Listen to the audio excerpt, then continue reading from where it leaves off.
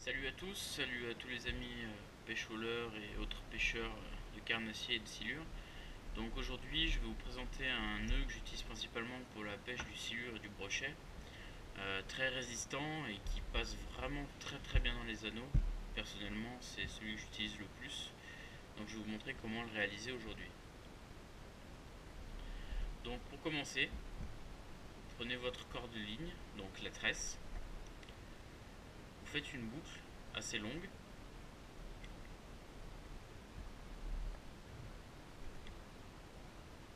J'ai pas pris cette tresse. Une boucle. Ensuite, vous venez enrouler la boucle autour de votre petit doigt, quelques tours.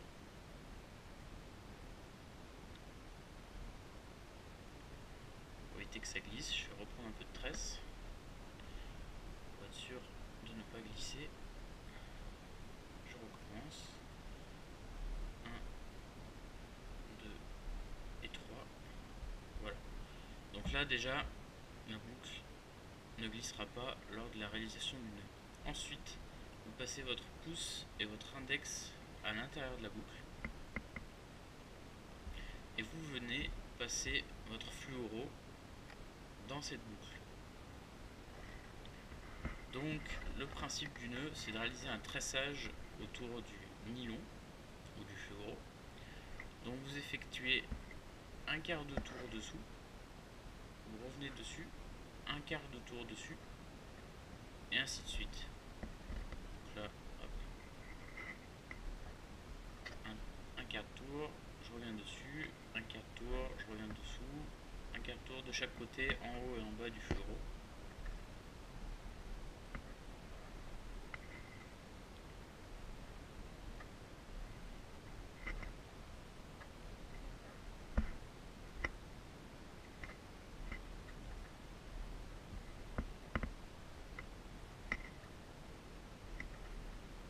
Donc on peut effectuer cette opération une dizaine de fois. Voilà, j'ai terminé.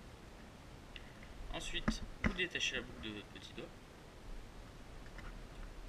et vous venez faire coulisser le nœud, glisser le nœud sur le fluoro.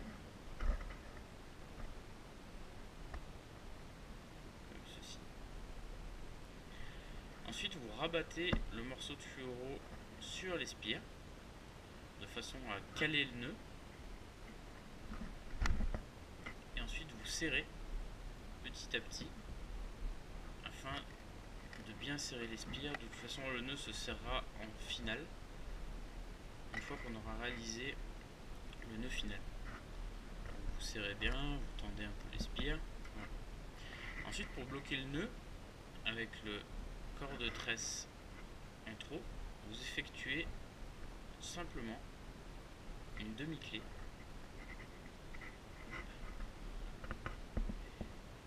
que vous venez serrer ici contre le fluoro et la tresse.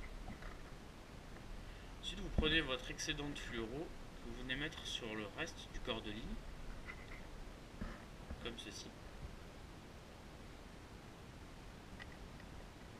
Et avec le restant de tresse, vous faites une boucle,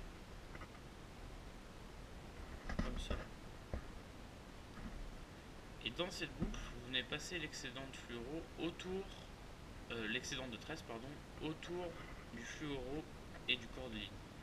Donc on effectue cette opération environ 5 à 6 fois, voire même 8 pour être sûr et certain que le nœud ne glisse pas, mais généralement, personnellement, j'ai jamais eu de problème de nœud ou de casse au niveau du nœud.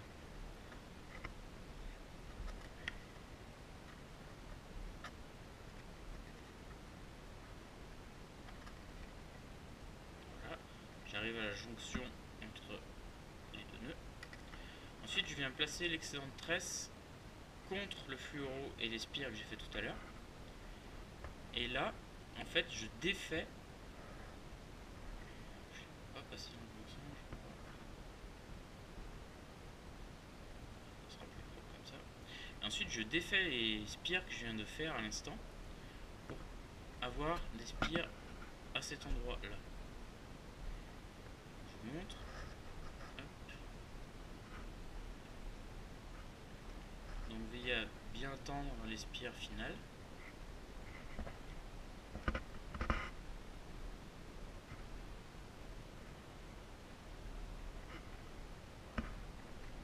Et on défait jusqu'au bout.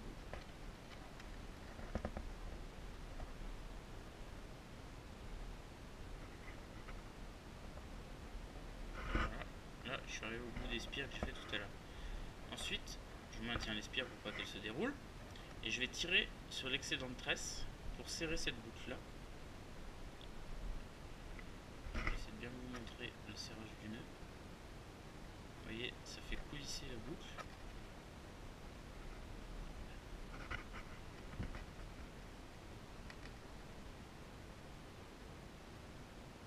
Et là, je viens serrer au maximum.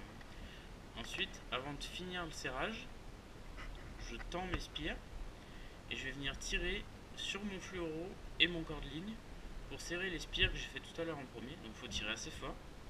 Au moment où vous allez voir, ça va glisser tout seul. J'enroule la corde-ligne autour de ma main pour que ça glisse. Et là, je vais venir tirer les deux brins. Vous voyez, le nœud se serre automatiquement. Donc c'est un nœud qui a une fonction en fait qui se sert à la friction. Ensuite, je viens finaliser le reste.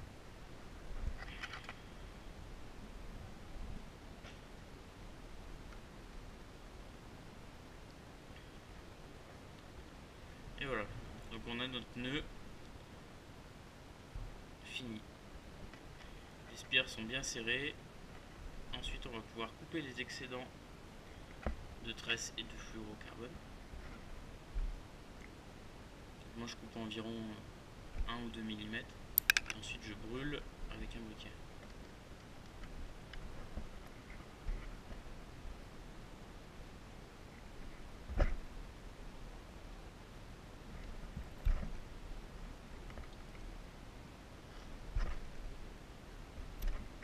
Tellement solide la tresse que j'arrive pas à la couper. Ensuite, je viens brûler les excédents.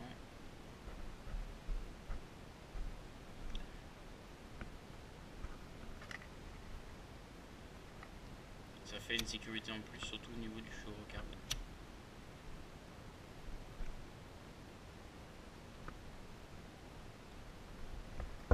Et voilà un nœud qui passera parfaitement dans les anneaux,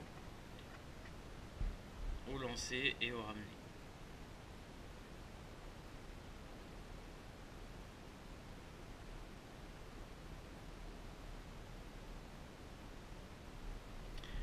Voilà, j'espère que ce tuto vous a plu et que vous allez essayer de faire ce nœud.